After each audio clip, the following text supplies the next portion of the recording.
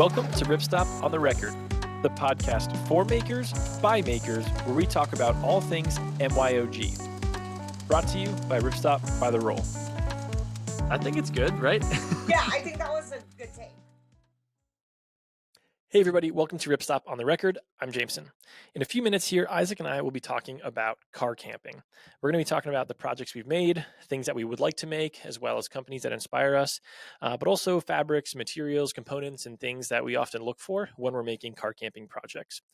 Recently, just maybe about a month ago, Isaac and I and Carter got to go car camping, and it was super fun to take a look at all the stuff that we've made, but also just take a look at the things that we do want to make for car camping. Sometimes it's fun to put the ultralight stuff aside and go out for maybe a little more luxurious camping trip than what some of us are used to.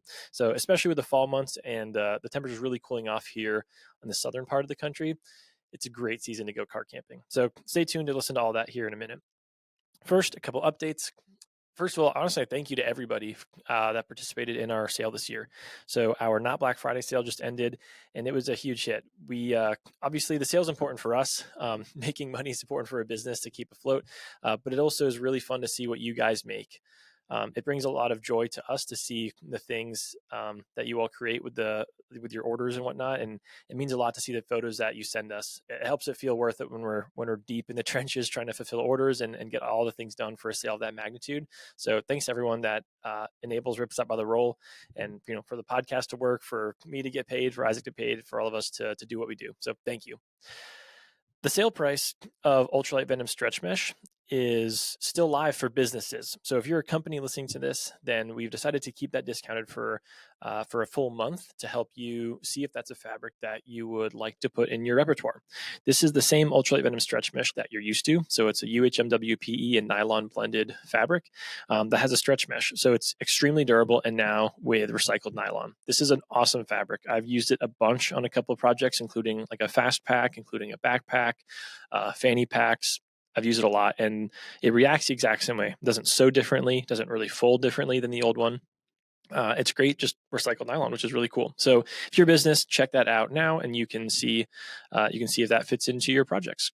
If you are a DIYer, then the sale price is gone, but it's still a fantastic fabric. You can check out some samples and see what you got. I'd highly recommend it. We teased it last time. I'm not going to give too much more info, but I'm just going to tease it again that soon we will be releasing 2 new kits. I can say now with some confidence that we're looking to release these in December. So stay tuned. I'm really excited. We're going to release probably the most complex kit we've ever done. It's not crazy. You don't need to worry about it. It's just the most involved kit that we've personally done. And then another really simple kind of travel style kit. So that's enough for the updates. Let's get to the episode. As always, please like, comment, rate, subscribe, whatever it is you need to do to let us know if you like the show. Thanks, everybody.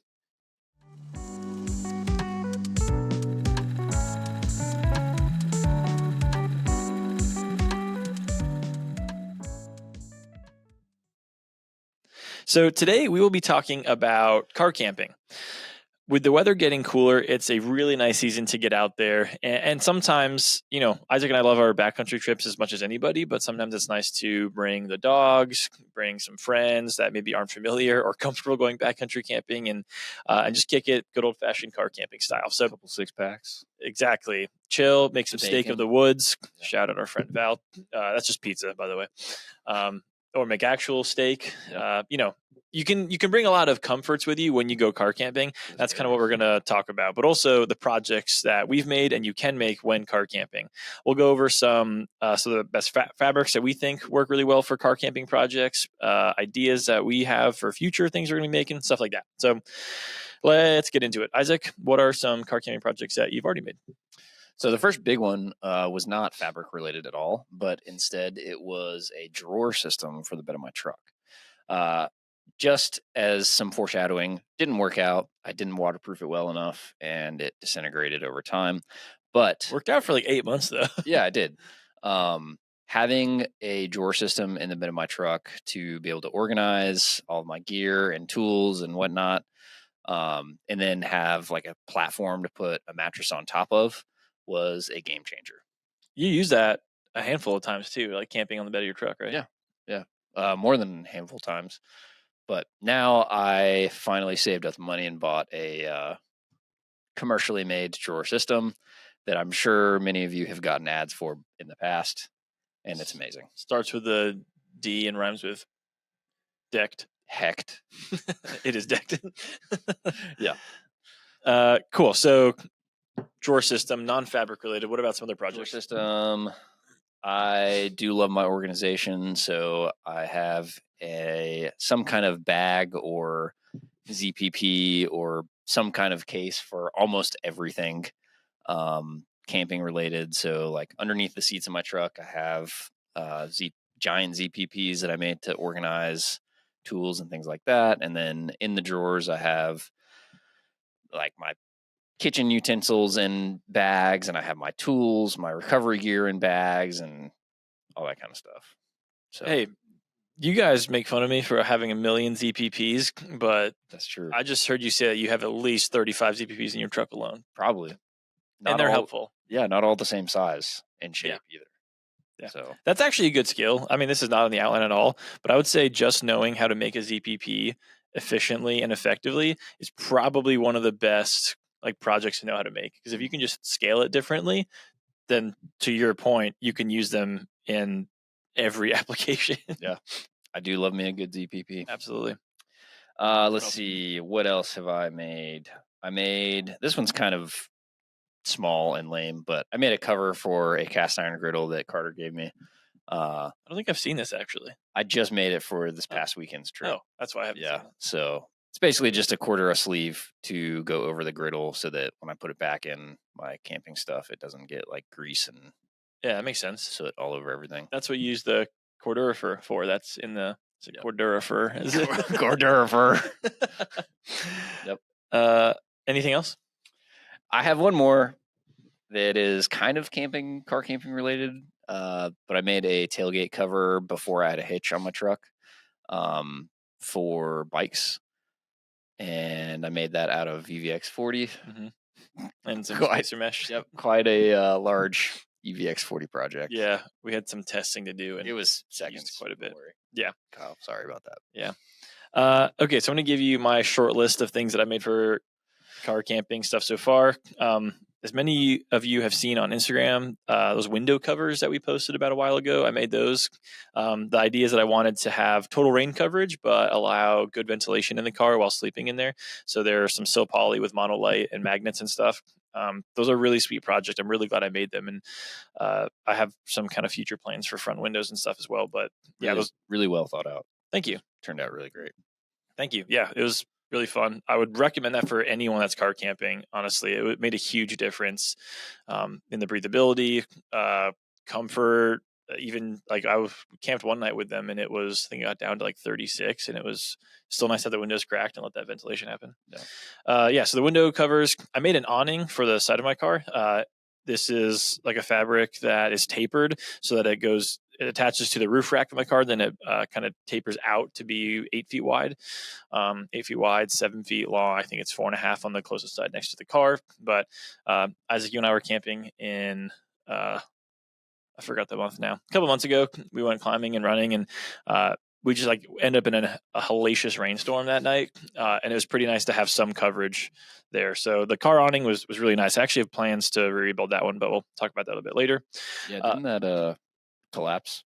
It did with I did the 2-pole. So that's kind of the genius in the setup, if you ask me, is that I made it with 2 different pitches. You can either go a 2-pole setup just for like sunshade and stuff, but obviously that means water will pool when it's raining if you have like a 2-pole and then it's connected to the car. And then I adjusted it to be a 1-pole setup. So I pitched the pole in the center and then put the guy lines out. So that way it would all the rain would drain. You could still do 2-pole, just set 1 pole lower. That's true. Yeah, I could just do like it makes sense. But yeah, it definitely did collapse, and it stayed together. When we talk about fabrics, I'll mention this later. I made a doormat, which is really nice. So the first time I went car camping in my newer car was in March when I did a bike race. And it was really nice to actually have a doormat because I was in and out of the tent quite a bit, getting my bike set up and getting my bag set up for the race and hydration. And it was pretty nice to have like a doormat that I could just leave my shoes on, and it was under the coverage, so I could just leave my shoes out there. So they made the doormat. It's really, really basic. It's like a Hyper D300 mat with binding on it, but it was actually pretty handy. And then finally, roof straps. I've made a couple of versions of these, but just some austere buckles on some webbing are really, really helpful to have. Like I just keep them in my car all the time. I mean, just this past week, I needed a couple straps. I was moving a bed with somebody, and you just need kind of having straps around. So those are pretty handy as well. Some of the things that we've made kind of allude to one of the next things we want to talk about, which is the mentality of car camping. This is a little bit of a joke, but also it kind of would help you if you understood where you stand in this mindset to help you to figure out what projects you want to make and what you're going to go about. So some of the mentalities that we've seen or that maybe we exhibit, some self-deprecation here. Definitely exhibit. First of all, the bushcrafter. Isaac, what is the bushcrafter car camper like?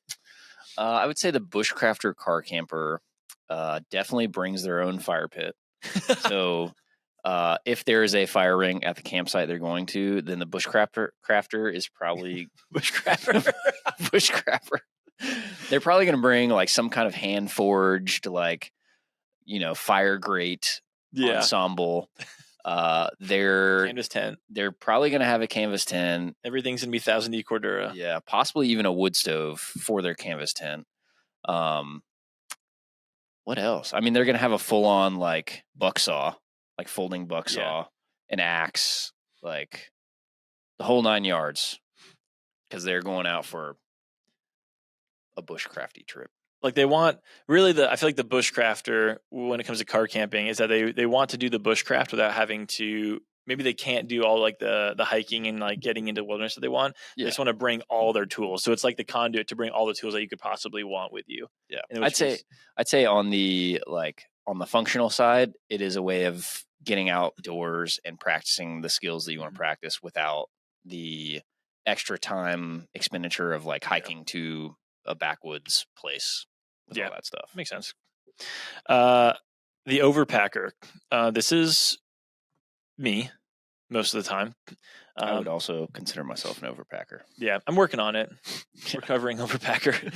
But yeah, I mean, when you're in a car, it's too easy. I mean, when it comes down to it, you can just throw whatever you want in there. Yeah, plus there's so much potential in your car camping because you're not just backpacking, you're not just hiking. Mm-hmm. You could be at a lake and you could be on a trail. Maybe you're on a bike path. Maybe you're near a town as well, and you're going to want to look decent one of the days. Like you can pack so many things, and that just lends itself to more projects that you can make. Yes, this is true. I get this honestly. My dad is a chronic overpacker when he goes camping, and I grew up with this mentality of like we had a pop-up camper and an RV at different points in my life. That's even more dangerous. Yeah, there was just so much shit all the time. Like my dad literally brings the kitchen sink. Like he has a folding table, like a portable sink, has like a sink in it, and like a pop-up trash can, and like a shelter just for the giant ass 2-burner stove, that he takes with him. So I love him. He literally has everything when we go camping. Fair enough. Yeah. There is a fine line between like overpacking and being prepared. Yeah. Like you do when you're car camping, the goal is like especially to be comfortable, right? More than backpacking, you're going to be making some sacrifices to be comfortable with weight. Where the car camping, like you might as well bring the stuff with you. That's true. However, the dangerous side to overpacking is I found that it leads you to not going camping as often. You're overwhelmed by packing everything. Because like there's literally so much stuff at so many different places that you have to spend so much time packing. And I found that like and cleaning. Exactly. I found that when things are neat and organized and just easy to like pull a box, put it in a specific spot in the car. Yeah. It's easier to just go. So that's actually maybe a principle of this whole episode of car camping is making stuff to keep you organized. Kind of back to the ZPP thing, but yeah, like now that you mention it, I'm way more willing to go car camping because I have things set up. I know where they are. I know how they work. Yeah. They're tailor made for my car now, and like for my the way that I want to go car camping. It's way easier to pull the trigger on a camping trip than when it was just kind of like we'll see what happens. Yeah, that makes sense. The ultralighter is somebody that doesn't really know how to go car camping, that still just packs one backpack when they go, and then they can't decide why things haven't worked out as well as they wish. Yeah. The next personality or maybe the mindset of the car camper is the carter. The carter is a mixture of an overpacker with the ultralighter, which is why we've made a whole separate mentality just for carter. Yeah. We went car camping last summer, it was about a year ago now. And it was hilarious because we were car camping. There were 4 of us, 2 cars, but 2 decent sized cars, more than enough space. But he didn't know how to pack. Like the night before, he's like, what do I do? Like, you can bring anything you want, and anything he wanted, he did bring, because we ended up with like 3 different shelters. He brought a hammock setup and a tent setup. He had like 4 different quilts. He didn't know which one he wanted to bring. When you gave Carter the options, everything that he had was ultralight, right? Like nothing that he had was outrageous at all. He just brought like all of it. 4 different complete ultralight setups. And to be fair to him, there were some debates about the camp spot being like hammock compatible versus tent compatible and all that. So he was trying to be kind, but it's pretty hilarious. And that's a whole mindset on its own, the Carter. Finally, the dad. Basically your dad. Yeah. Packing everything. It's more than the overpacker though. The dad is like the recreational overpacker. He brings the stuff that's just outrageous, and then like the 32 rack of beer. Yeah. Yep. So playing off the mentalities, I feel like a big piece of mentality is actually the fabric choice. So I want to talk about some of the best fabrics in our opinions for car camping. Now, first and foremost, like any fabric you have is going to be good for car camping because you're car camping. It's not ultralight. But the biggest thing that I want to talk about actually is probably packability versus weight. Like you have virtually no weight penalty car camping, so you're not worried about it. But in a car, you still have a limited amount of capacity, especially if you're going to be going with people, and you're probably going to be packing more than when you're backpacking. So you do need to worry about space. So an example of packability over weight is that awning that I made is a 1.9 PU coated ripstop. That's not a fabric I would necessarily choose for most of my backpacking gear. It's a bit heavy, but it has the durability, it has the waterproofness that I want, and that whole awning packs down to be the size of like a standard water bottle, just like some plastic water bottle. It's pretty much that size. It fits in one of like the door pockets, and I pretty much keep it in there all the time. So that's an example of like that has the durability, the waterproofness, has all the attributes, but it's not a 1000D Cordura awning. I could have made that, but that would pack up to the size of a basketball instead of a water bottle. Yeah, I mean, I typically use things like 1000D Cordura if I'm making like the griddle cover that I mentioned earlier. Yeah. I used 1000D Cordura for that just because I like the fact that it's going to last as long as that cast iron griddle until my children's children are buried. And it's just, I like Cordura. Oh, what can I say? Sue me. Yeah, I just like the way it feels. I like the way it looks. You're an old soul. Yeah. Why not? That's the good thing about car camping is You can do that. you can do it. Yeah. And it matches all my other cooking like sacks. That's fair. That's actually another piece that we hadn't ever written down, or we didn't have written down on this outline, is looks. I mean, it's ridiculous, yeah, but I'm going to try to match my car camping stuff to look decent with each other. Well, you might as well if you have the option, Some fabrics that come to mind as like really good car camping pieces specifically. I love a lot of the X-Pac line. The RX line specifically, I think looks really nice. It wears really well. It matures nicely. Like when you get it scraped up and it starts to get used, it still looks pretty cool. Silpolys are obviously great. The 1.9 PU coated ripstop I thought was an awesome material because of that durability, waterproofness, and packability balance that I was talking about. Also MONOLITE. That's what I used for the screen part of my window covers, and it was excellent. I mean, the breathability of MONOLITE's quite good. It has a DWR, so in case the way that I built the window covers, that you can kind of pitch them out so that they're totally rain coverage, or there's total rain coverage, or you can kind of pin them back for extended breathability. So if you were to get a sprinkling in the middle of the night with the MONOLITE, if you pitched them back, you still wouldn't really get the car wet. So, but it's also a really durable mesh in that regard. So for something that I want to toss around and want to have some durability behind it, the MONOLITE's a really good option for like a breathable mesh fabric. Mm-hmm. I'd also mention the CSM polyester. Not packable, not light at all, but for places where you need like increased traction or increased friction, you need extreme durability, which sometimes you will need on car camping stuff.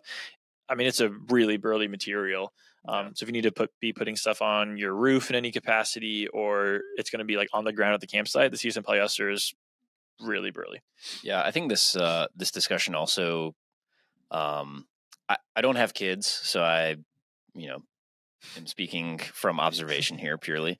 But for those of you that car camp with your kids, when you're using heavier, more durable fabrics, like they're just going to stand up to those little hands better and those little feet. Like if you have a CSM polyester floor mat or something like that, like you don't have to worry about your dog's paws poking a hole in it and like your kids, like, I don't know, throwing rocks and things like that on it. Like it just, you don't have to worry about it as much with the ultralight stuff. Yeah. Another aspect to think about when selecting fabrics is that these are going to be in the sun quite a lot. So choosing a fabric that has some UV resistance or is going to age well with sun exposure is pretty important. With that in mind, Isaac, is it like largely polyesters, or would you have any other recommendations for fabrics that'll age pretty well? I mean, nylon is a decent sun fabric. Like you're probably not going to notice any difference in the reasonable lifespan of this product, Gotcha. unless it's set up in the sun 24/7 for like a year, right? Sense. Like, but for the longevity of the item, like if you're making a tarp, like you were mentioning before, a polyester tarp is probably going to last longer, because with car camping, you might be set up at the same camp spot for a Couple 2, days 3 days, 4 wait, days. Yeah. So when those things are set up for longer periods of time, they're going to get more sun exposure. So I would probably recommend a polyester fabric for that instead. But like I said, if you have a nylon ripstop and you want to make a tarp out of it, don't let that stop you.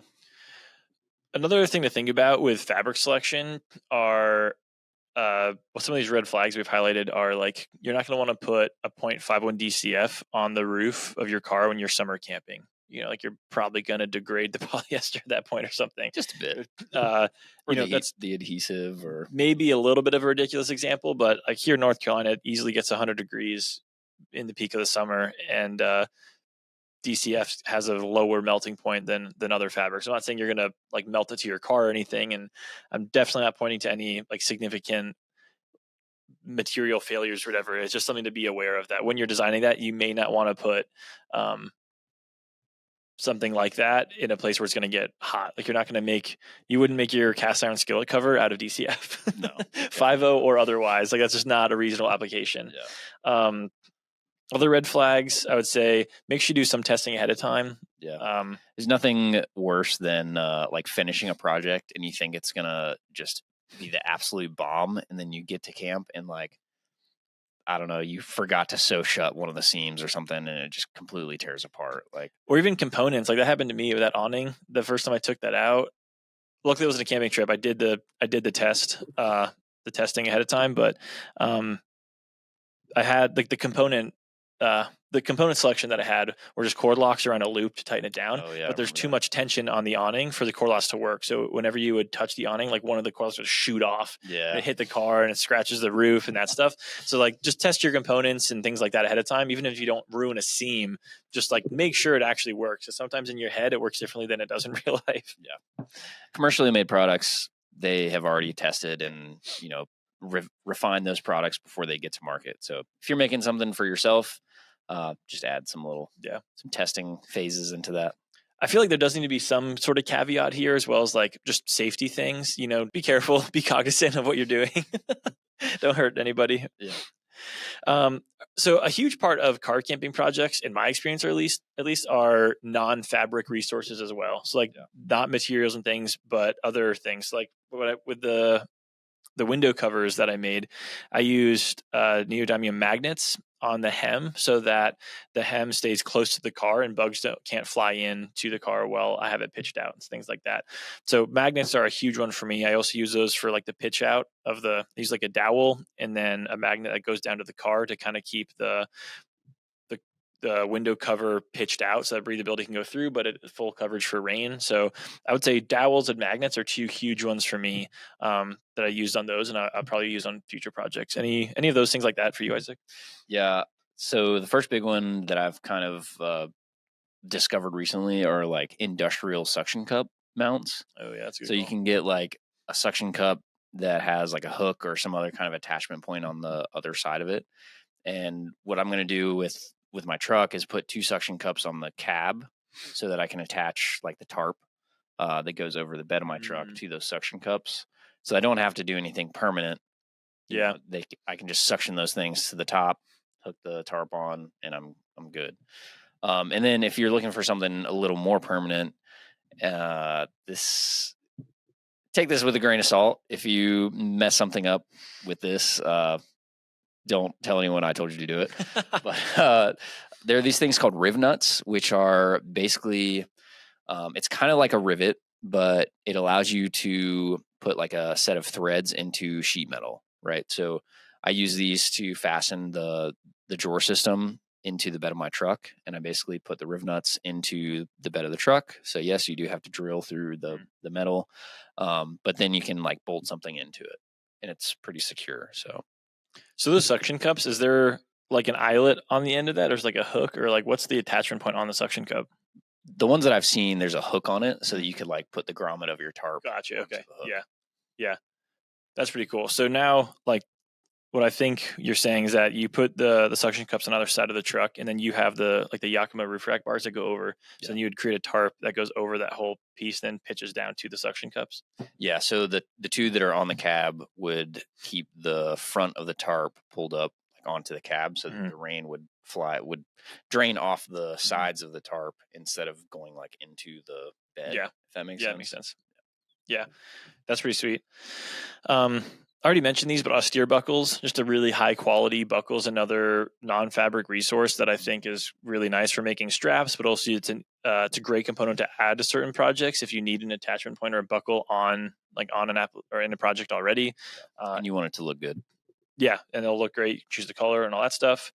Carabiners, super helpful. I mean, we talked about this once on another episode, but I stole this idea from Isaac. But I have 2 carabiners off of some cord in my back seats that I clip my backpack onto and like my lunch bag. But also I leave them there for like grocery shopping and stuff. I need to grab a couple of grocery bags, and I don't want them just flying around the back seat of the car. Yeah. You can like hook bags on, stuff like that. So carabiners are huge. We also have like the mini carabiners that I use a lot for different, just like where I don't want to buy a full, black diamond or full size camp carabiner. Yeah. Not to mention if you go down one of those, crazy Forest Service roads and things get a little hairy. Yeah, that's true. You don't want things flying around inside the cab. Yeah. So. Yeah. Or if you're going down 40 through Raleigh and Durham and things get hairy. Yeah, that too. At rush hour. Exactly. So I want to talk a little bit about projects that we have in mind. Something I want to do for people listening is give some inspiration if you're considering making a car camping project, or if you already have it in mind, help you refine your design and your project, but also just give you some inspiration if you're looking to make something. What's top on your list, Isaac? So for my birthday recently, I got thank you, appreciate it. Yeah. I got a 12-volt refrigerator. It's the Iceco Go 20, if anyone's wondering. Absolute game changer for car camping. My wife and I recently went on a camping trip, and I took bacon and hamburger patties and chocolate and eggs, and like wasn't worried at any point during the trip that I was going to get food poisoning or anything from those things going bad. So absolute game changer. But the first project I want to make is like a cover for that to help insulate it a little bit better. And I'm thinking about using some neoprene that a friend of mine gave me and just making a little cover for it. Yeah. The only problem with that is the neoprene's camouflage. And you'll find your food. So the only problem with that camouflage neoprene is my wife has banned me from making any more camouflage car camping products. So. Oh, sorry to do this to you, Isaac, on the spot especially, but I do need to make sure the listeners hear the story about your cooler. What about my cooler? Well, the artwork. I had to camouflage it. Isaac bought a brand new cooler. Yes. And then camouflaged it. But I heard the story from Isaac's wife's perspective. And let's just say buying a $100 cooler and then immediately painting it and scuffing it up did not thrill her at all. But yeah, it's a great way to hide your food. It's actually also certified bear proof if you camouflage it, because they also can't find it. Exactly. You don't need a bear can. I mean, that's what I think, at least. Okay, sorry, we got distracted. Yes. So the fridge cover. What else? So I mentioned already that I have like a rack system on the bed of my truck, and I use that as kind of like supports for a tarp. I really want to make some kind of like inner bug net, kind of like a bug bivy that will attach to the inside of that, and then allow us to have some bug protection, as well as having the tarp over the top. That sounds sweet, because with those 2 Yakima bars, you can just do a lot of different pitches, I guess. You can have like 1 man or 2 man and just do a full size. There's a lot of potential there. There's also like on the underside of the bars, there's like C channels, so I could easily just put some hooks under there and slide them, have those as attachment points. That's super cool. So, and then I do want to upgrade the tarp that I use for the bed of the truck, like that goes over the rack system, because in a windstorm, like the ends of those racks could definitely put holes in the tarp. So I want to make some like reinforced tarps to go over that, and then just some other organizer stuffs. Camp kitchen tool roll, things like that. I think the other big one is like camp chair underquilts. That sounds cool. I think I've seen this on social media somewhere. I don't remember who. We've seen a lot of them made, and people have tagged us. I think there's even a company or 2 that does it. Sorry for the focus, everybody. If you're watching this YouTube video, you're probably not. You're probably just annoyed now. But I would have turned it off by now. Focus is going in and out on the camera. The camp chair underquilt's pretty nifty. Would you do down, or would you do climate shield? Probably climate shield. What's that tapering like? Like, can you pretty much make it a rectangle and then have it, like, how do you get it to form around the chair? No, do you have any ideas? I haven't put a ton of thought into it yet, but I imagine you would use the leg attachments, like where the legs go into the chair. Somehow, or some kind of like elastic that would just go around the edges of the chair. That makes sense. That sounds sweet. I'd like to do that a lot. Make a couple of those. So the projects that I have in mind, let's see here. 1, I need some utility bags. My new car is quite a bit bigger than my old car, and I just have stuff kind of rolling around the back seat in the trunk sometimes. I had a bin that I kept everything in, like a Rubbermaid type bin. And it's been nice, but what I not want now is I want to be able to put the bag kind of on the back seat in the trunk and just like have it Velcro or have it suspend there. So it's not in a seat well or something. So I want to make a utility bag that kind of like Velcros to the back of the back seat or something like that. There's something soft-sided so it doesn't slide all over the back seat, and then I can attach somewhere. So I need to make some of those utility bags. I really want to remake the awning. I like the awning that I have, and it's good for a 1 person, but I would really like to make it so that off the side of the car is total coverage. Like, you can actually set up a couple chairs there and have a place to retreat to during a rainstorm. In case we experience one of those, hypothetically speaking. So I'd like to make it bigger. Like I said, the one I have right now is tapered down to, I want to say, like 4 feet on the car side. It goes out to 8 feet, and then it's 7 feet long. I'd probably make it 8 feet long and 8 feet wide, but like a big square all around. Like that 4 foot side close to the car is not enough coverage when it pitches out, or if you have to do like an A-frame type of pitch, it becomes really small. You can stand under it and stay dry, but you can't really sit under it and stay dry, because the splash is just going to splash over to you too quickly. So it was a good idea and a decent 1 person thing, but there's like, you can't fit multiple people under there to actually stay dry at all. And that's another good application for the suction cups. Like right now you have it attached to your roof rack. But if you make it 8 foot wide, then that's going to be longer than the roof rack, right? Oh yeah. I was thinking, so this is another thing I've been thinking about, is how to make this shape. When I was making this whole roof awning thing, I saw a lot of videos of people doing like telescoping PVC pipes, or metal version of PVC pipes, what it was called, just like conduit. Conduit. Like doing telescoping versions of that to get the width that they want. It's a pretty good idea. They're really good designs out there. I just didn't want something that was permanently attached to the car. Like, I didn't want this on there all the time. I only use it when I go car camping, or like if I'm going like paddleboarding on a weekend or something. So I wanted it to come on and off easily. So I've thought about various various sets of systems where like I just have just like a pipe that I connect with like volley straps, and then I just set it up that way. But I wanted it to be totally removable on the side of the car. So I don't know what that looks like exactly, but I'll probably do some sort of like pipe extension thing. But the suction cups are a good idea because I could go. That's also totally removable, which I love. Yeah. So I mentioned those car awnings a bunch of times. The two that I have right now are on the back windows. So they're on the rear driver and the rear passenger side. I'd like to make 2 more for the front windows. The couple times that I've camped have been fairly cool temperatures. And I haven't done anything in warm temperatures at all. And I think it would be crucial to have all 4 windows open in summer camping. So the tapering on that's going to be a lot more funky, like the way front windows work. There's so much sloping and stuff that I'd have to figure out how the pitch is going to work to have like the full rain coverage, but also have enough breathability and stuff. But I think those front windows are pretty crucial to get done eventually. So I'd really like to make those. And then I've been thinking about making like a dog seatbelt, which sounds dumb, but my old car was like a small hatchback, and my dog didn't have much space to like fall around. Like if she was standing, like if she moved, there wasn't that much space for her to move. She'd just fall into the back seat.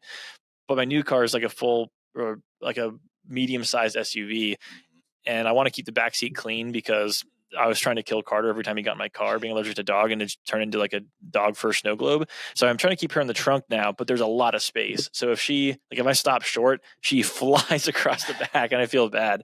So I've been trying to look at some dog seatbelt options to kind of clip her in. And this is where the Carabiner comes in handy. I've been trying to think of some like dynamic system to use, whether that's a bunch of flat elastic, or even some, like a lot of places use like tubular webbing around a bunch of flat elastic or shock cord. So I thought about combining some of those systems to keep her a little bit safer in the back, so she's not flying around all the time. Yeah. So we'll see. But yeah, those are some of our car camping ideas, car camping inspiration, and suggested products. It's a great time to get out there. We have a lot of fabric options. Don't be scared by anything that we did or didn't say. Give it a try. Get some samples. You can check them out. If you have any car camping projects, please submit them and send us some pictures. We'd love to share those ideas with everybody and let them know. Possibly rip them off and make them for ourselves. Yeah, we'll be happy to rip that off of you. If we see a good idea, we will make it. Yep. I will. For sure. Yeah, I probably will too. Yeah. Cool. Thanks, everybody. Peace.